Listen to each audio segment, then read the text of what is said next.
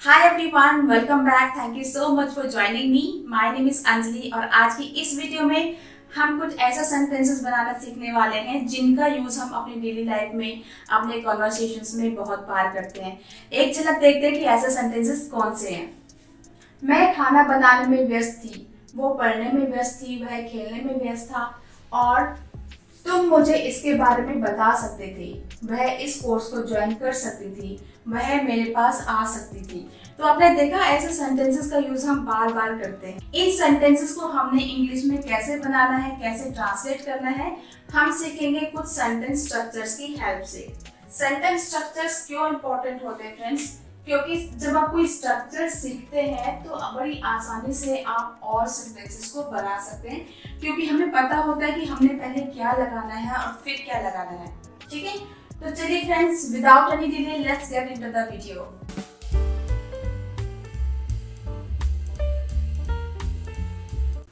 तो चलिए फ्रेंड्स, देखते हैं वो स्ट्रक्चर क्या है। इस तरह के सेंटेंसेस को अगर आपने बनाना है तो ये सेंटेंस स्ट्रक्चर लगेगा।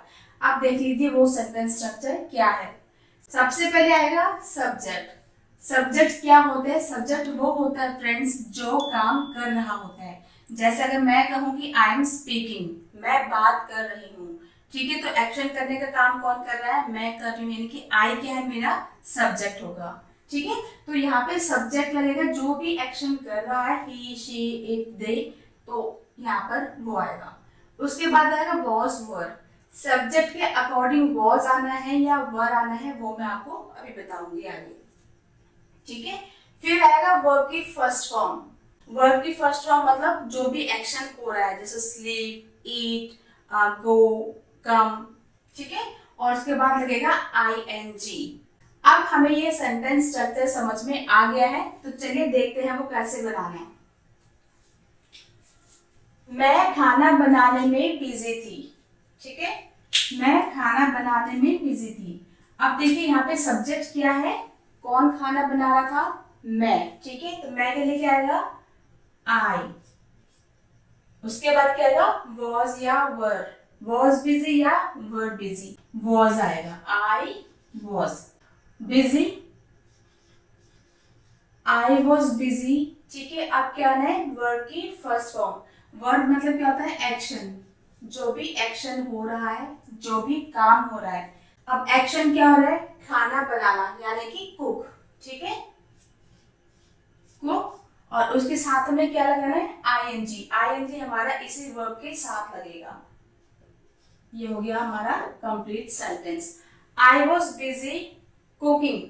तो देखा आपने, हिंदी में जब ये सेंटेंस आप बोलते हैं तो ज्यादा लंबा सेंटेंस है, लेकिन जब आप इसको इंग्लिश में ट्रांसलेट करते हैं तो ये सेंटेंस बहुत ही इजी और छोटा हो जाता है। ठीक है, मैं खाना बनाने में व्यस्त थी, I was busy cooking. Next है वह पढ़ने में व्यस्त थी। अब वह मैंने यहाँ पर लड़की के लिए यूज किया है फ्रेंड्स। ठीक है, वह पढ़ने में व्यस्त थी। अब यहाँ पर मैंने वह किसके लिए यूज किया है? वह लड़के के लिए भी यूज हो सकता है और वह लड़की के लिए भी यूज हो सकता है, लेकिन मैंने यहाँ पे लड़की के लिए यूज किया है। तो लड़के के लिए ही का यूज करेंगे और लड़की के लिए शी का। तो यहाँ पे मैंने लड़की के लिए यूज किया है, तो शी। ठीक है, अब शी के साथ क्या लगेगा? शी सिंगुलर है तो वॉज लगेगा। ठीक है, शी वॉज बिजी। अब क्या है? वर्ब। क्या एक्शन हो रहा है यहाँ पे? पढ़ने में, यानी कि स्टडी करने में। ठीक है, वह पढ़ने में व्यस्त थी, तो हमारा यहाँ पे जो एक्शन हो गया, जो वर्ब हो गई, वो हुई पढ़ना। पढ़ने को हम क्या बोलेंगे? Study. She was busy study, साथ में क्या लगेगा? ING। ठीक है, शी वॉज बिजी स्टडिंग, वो पढ़ने में बिजी थी या व्यस्त थी। वह खेलने में व्यस्त था। अब देखिए, था लगा यानी कि लड़के के लिए यूज हुआ है, तो लड़के के लिए हम क्या यूज करेंगे? ही। अब ही के साथ क्या लगेगा? वॉज। ठीक है, he was busy, he was busy. अब क्या एक्शन हो रहा है यहाँ पे? खेलना। खेलने के लिए हम क्या कहते हैं? प्ले। प्ले और उसके बाद ING, playing. He was busy playing, he was busy playing. उसके बाद क्या है, वे नाचने में व्यस्त थे। वे, अब यहाँ पे वे का मतलब बहुत सारे लोगों से हो गया, काफी सारे लोग नाच रहे थे, यानी कि वे नाच रहे थे। तो वे के लिए हम क्या यूज करते हैं, क्या सब्जेक्ट हमारा, दे। दे, अब दे के साथ दे क्या है, प्लूरल है तो वर लगेगा। एक होगा सिंगुलर तो वॉज लगेगा, और अगर ज्यादा है तो वर लगेगा। ठीक है, तो अभी तक सारे सिंगल थे इसलिए हमने वॉज लगाया, लेकिन अब क्या है, वे। वे मतलब बहुवचन आ गया, तो दे के साथ हम यहाँ पे वर लगाएंगे। दे वर बिजी, किसमें बिजी थे, डांस करने में। ठीक है, तो डांस। अब फ्रेंड्स अगर हमें यहाँ पे आईएनजी लगाना है तो यहाँ पर हम ई नहीं लगा सकते। ठीक है, इसका अलग से रूल है, मैं दूसरी वीडियो में आपको बताऊंगी। दे वर बिजी डांसिंग, वो बिजी थे किसमें, नाचने में बिजी थे। दे वर बिजी डांसिंग। देखिए आपने कितना इजी तरीके से हमने ये सेंटेंसेस बना दिए, छोटे भी हैं और इजी भी है बनाने में। अब इसी तरह के काफी सारे सेंटेंसेस आप खुद से बना सकते हैं और कमेंट्स में जाके मुझे बता सकते हैं। अब ये सेंटेंसेस हमारे हो गए हैं, तो थोड़ा सा देख लेते हैं कि हम यहाँ पे क्या कर रहे थे। आई क्या है, हमारा सब्जेक्ट है, यहाँ पे काम आई कर रहा है, यहाँ पर काम शी कर रही है, यहाँ पे ही कर रहा है, और यहाँ पर दे, यानी कि वो लोग काम कर रहे हैं। ठीक है, ये सब्जेक्ट था, ये सब्जेक्ट के अकॉर्डिंग वॉज वर लगेगा, वॉज बिजी या वर बिजी। उसके बाद हमारा वर्ब क्या था, कुकिंग, स्टडिंग, प्लेइंग और डांसिंग। ठीक है, तो इस स्ट्रक्चर का यूज करके आप बड़े सारे सेंटेंसेस खुद से बना सकते हैं।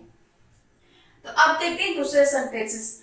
तुम मुझे इसके बारे में बता सकते, तो इस तरह के सेंटेंसेस बनाने के लिए हमें ये वाला सेंटेंस स्ट्रक्चर फॉलो करना पड़ेगा। ठीक है, तो चलिए देखते हैं। Subject plus could have plus verb की थर्ड फॉर्म, यहाँ पर वर्ब की थर्ड फॉर्म लगनी है, और यहाँ पे क्या लगी हुई थी, वर्ब की फर्स्ट फॉर्म। ठीक है, थर्ड फॉर्म के बाद ऑब्जेक्ट या जो भी बाकी वर्ड्स होंगे आपके, उसका यूज हम यहाँ पे करेंगे। तो तुम मुझे इसके बारे में बता सकते थे। सब्जेक्ट कौन है, यू।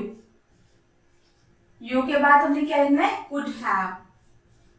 यू कुड हैव, तुम मुझे इसके बारे में बता सकते थे, तो यहाँ पर एक्शन क्या हो रहा है, यू कुड हैव। अब उसके बाद क्या लगना है, वर्ब की थर्ड फॉर्म। ठीक है, अब एक्शन क्या हो रहा है यहाँ पे, तुम मुझे इसके बारे में बता सकते थे, तो बताने के लिए हम यूज क्या करते हैं, टेल। ठीक है, लेकिन टेल का थर्ड फॉर्म क्या होता है, told. You could have told, object क्या है, आप किसको बता सकते थे, मुझे। ठीक है, you could have told me, तुम मुझे बता सकते थे। अब अगर आपने सिर्फ इतना कहना है कि तुम मुझे बता सकते थे, तो इतना इनफ होगा, you could have told me. लेकिन मैंने क्या कहा है, किसके बारे में बताना है, इसके बारे में। You could have told me about this. ठीक है, या अबाउट दैट, या अबाउट बुक, या अबाउट हाउस, या अबाउट रमेश, आप कुछ भी यहाँ पर ऐड कर सकते हैं। ठीक है, अपने सेंटेंस के अकॉर्डिंग। तो क्या सेंटेंस बना है, तुम मुझे इसके बारे में बता सकते थे, you could have told me about this. ठीक है, नेक्स्ट है, वह इस कोर्स को ज्वाइन कर सकती थी। अब थी यानी कि लड़की के लिए यहाँ पे यूज हुआ है। ठीक है, तो लड़की के लिए हमें क्या लिखना है, शी। शी कुड हैव, अब क्या एक्शन है यहाँ पे, वर्ब की थर्ड फॉर्म लिखनी है ना हमने, तो एक्शन क्या हो रहा है, वह इस कोर्स को ज्वाइन कर सकती थी, तो एक्शन क्या हो रहा है, ज्वाइन करने का हो रहा है। तो ज्वाइन की थर्ड फॉर्म क्या आएगी, join. You could have joined, अब ऑब्जेक्ट क्या है हमारा, क्या ज्वाइन करने की बात हो रही है, इस कोर्स को। ठीक है, तो इस कोर्स को हमने इंग्लिश में कैसे बोलना है, this course, this course. She could have joined this course. She could have joined this course. वो इस कोर्स को ज्वाइन कर सकती थी। ठीक है, नेक्स्ट है, वह मेरे पास आ सकता था। अब यहाँ पर था का यूज हुआ है, इसका मतलब ये लड़के के लिए यूज हुआ है। ठीक है, और लड़के के लिए हमें क्या यूज करना है, वह के लिए ही। वह मेरे पास आ सकता था। ही फिर क्या आएगा, could have, he could have. उसके बाद क्या है, एक्शन। अब एक्शन की बात क्या हो रही है यहाँ पे, वह मेरे पास आ सकता था। ठीक है, आ सकता था, आने के लिए क्या बोलेंगे हम, कम। अब कम की थर्ड फॉर्म भी कम ही होती है, कम, केम, कम। ठीक है, तो कम की थर्ड फॉर्म कम ही होती है, इसलिए हम यहाँ पे कम का ही यूज करेंगे। ही कुड हैव कम, वो आ सकता था। अगर आपने सिर्फ इतना कहना है कि वो आ सकता था, ही कुड हैव कम, लेकिन मैंने क्या बोला है कि मेरे पास आ सकता था, तो कम टू मी, वो मेरे पास आ सकता था। वह मेरे पास आ सकता था, he could have come to me. मैं वहां जा सकती थी, मैं सब्जेक्ट हो गया हमारा, तो क्या आएगा, आई। अब आई के बाद, अब ये सेंटेंस स्ट्रक्चर इतना तो आपको याद ही हो गया होगा कि आई के बाद क्या आना है, सब्जेक्ट के बाद क्या आना है, could have. I could have, अब क्या एक्शन है, जाने के लिए क्या बोलते हैं, गो। और गो की थर्ड फॉर्म क्या होती है, गो, वेंट, गॉन। तो थर्ड फॉर्म क्या होती है, गॉन। ठीक है, आई कुड हैव गॉन। ठीक है, अब अगर सिर्फ इतना ही बनाना कि मैं जा सकती थी, आई कुड हैव गॉन, लेकिन मैंने क्या कहा, मैं वहां जा सकती थी। ठीक है, तो वहां के लिए क्या आएगा, there. I could have gone there, मैं वहां जा सकती थी। वह खेल सकता था, अब था किसके लिए यूज हुआ है, लड़के के लिए, तो ही हम लिखेंगे यहाँ पे, ही could have, he could have. Play का थर्ड फॉर्म क्या होता है, played. He could have played, he could have played, वो खेल सकता था। ठीक है फ्रेंड्स, यहाँ पर एक बात है, यहाँ पर सब्जेक्ट के अकॉर्डिंग वॉज या वर लगेगा, लेकिन यहाँ पर कुड हैव है, ये मॉडल वर्ब्स है।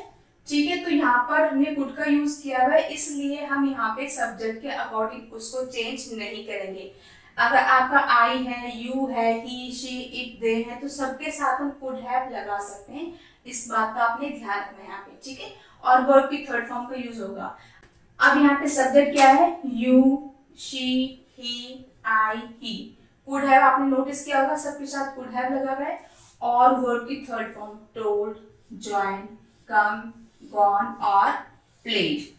ठीक है फ्रेंड्स, तो देखा आपने सेंटेंस स्ट्रक्चर की हेल्प से जब हम सेंटेंसेस बनाते हैं तो वो हमारे लिए बहुत ही इजी हो जाते हैं। इसका अगर स्क्रीनशॉट आपने लेना है तो आप ले सकते हैं।